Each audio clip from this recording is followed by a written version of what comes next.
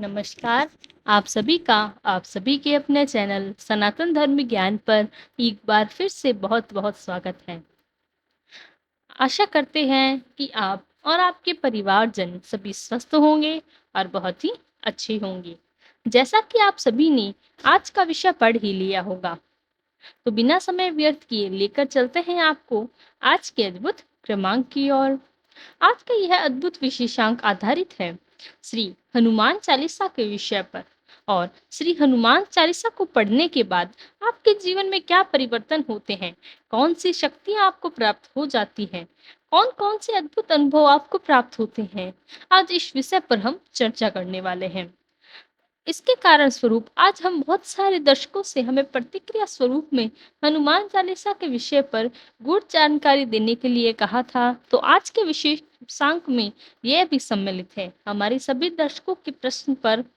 तो जीवन में आप हनुमान चालीसा का निरंतर अभ्यास करना शुरू करते हैं और अपने जीवन में हनुमान चालीसा को लाना प्रारंभ करते हैं, तो आपके जीवन में बहुत से ऐसे बदलाव होते हैं तो आप पहली बार गौर नहीं किए होंगे, पर आपके जीवन में अचानक ही इतने परिवर्तन होंगे, इतने सकारात्मक परिवर्तन आने प्रारंभ हो जाते हैं, तो आपके जीवन को एक नई दिशा का मार्गदर्शन प्राप्त करता है।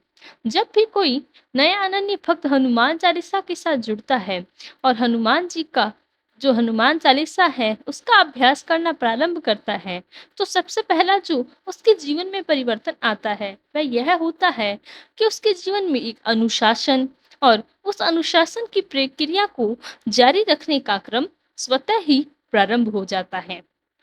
जब आप हनुमान चालीसा का निरंतर अभ्यास करना प्रारंभ करते हैं, तो आपके जीवन को अनुशासन प्राप्त होता है। उसी अनुशासन के फलस्वरूप आप अपने जीवन में हनुमान चालीसा का निरंतर अभ्यास करने में सक्षम होते हैं। हनुमान चालीसा के निरंतर अभ्यास करने से आपके जीवन में श्री राम जी के प्रति बहुत ही अधिक प्रेम और श्री राम जी के चरित्र को जानने के लिए मन में तरह तरह की इच्छाएं जागृत हो जाती हैं। जैसा कि इसका कारण है कि श्री हनुमान जी श्री राम जी के बिना रह ही नहीं सकते, उसी प्रकार श्री राम जी भी हनुमान जी के बिना अधूरे हैं। इसीलिए जब आप श्री हनुमान चालीसा का निरंतर अभ्यास करते हैं, तो आप स्वतः ही श्री राम जी की अनन्य भक्ति और उनकी कृपा भी आपके जीवन में आना प्रारंभ होती है।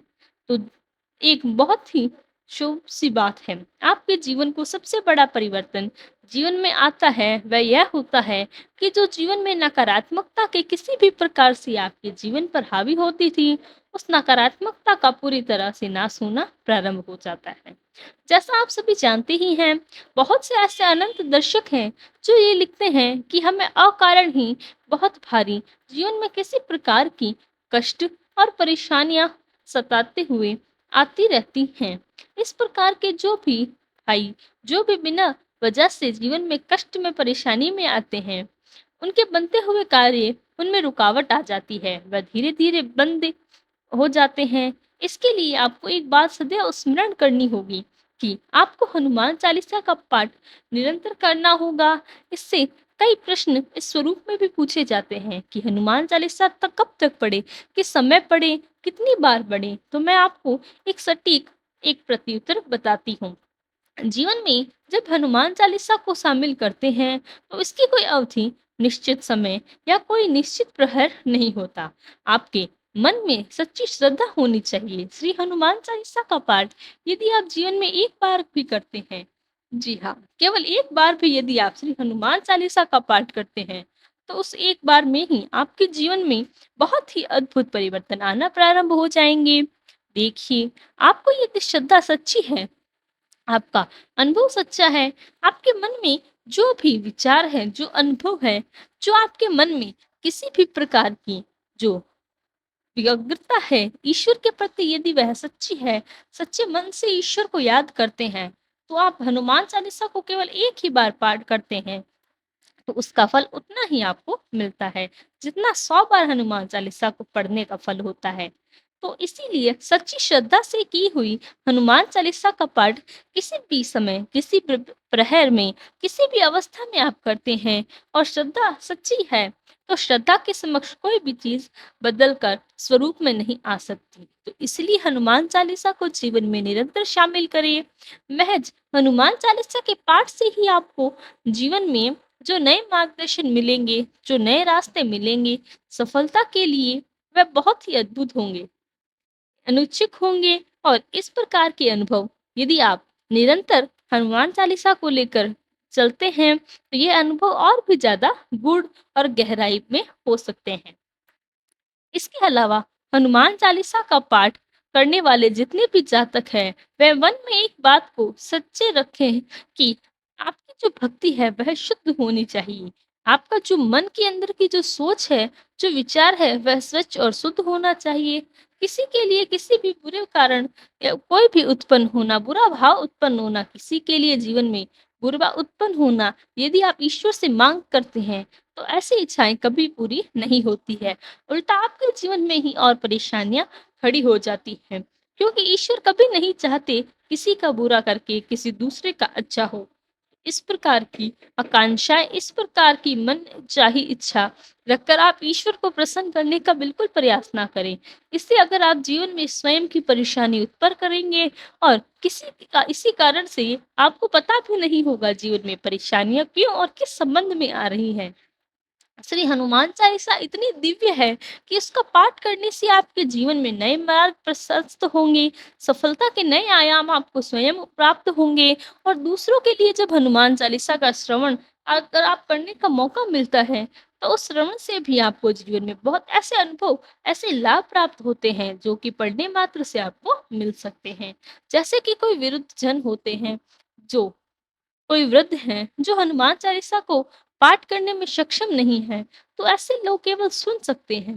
तो श्रवण करने से भी आपको जितना फल प्राप्त होता है, उतना हनुमान चालीसा को पढ़ने से है। लेकिन 100 बात की एक बात है कि आपका भाव शुद्ध होना चाहिए, मन में शुद्धता होनी चाहिए। आपके लिए कोई निश्चित समय अवधि या प्रहर नहीं है, या किसी प्रकार का कोई भी बंदिश, किसी प्रकार की कोई बाधाएं नहीं है।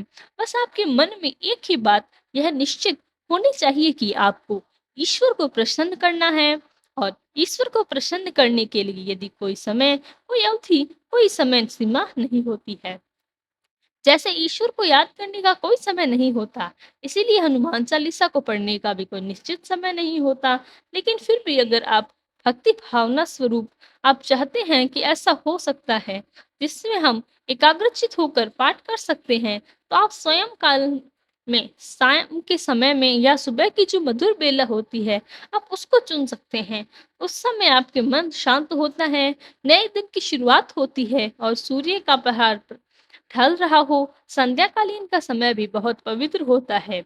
तो आप इस प्रकार के समय को चुन सकती हैं। लेकिन फिर भी मैं यही कहूँगी कि इसके लिए कोई समय अवधि निश्चित नहीं है। मन में आपको जब भी आप शुद्ध भाव आता है, ईश्वर को याद करने का मन हो, आप हनुमान चालीसा का पाठ कर सकते हैं। फल आपको उसी के रूप में मिलेगा जैसे कि आपकी भक्ति होगी। तो यह था हमारा आज का विशेषांक श्री हनुमान चालीसा के विषय में। इसी प्रकार हनुमान चालीसा के विषय में और भी अद्भुत जानकारी हम आगे के क्रमांकों में लेकर आएंगे।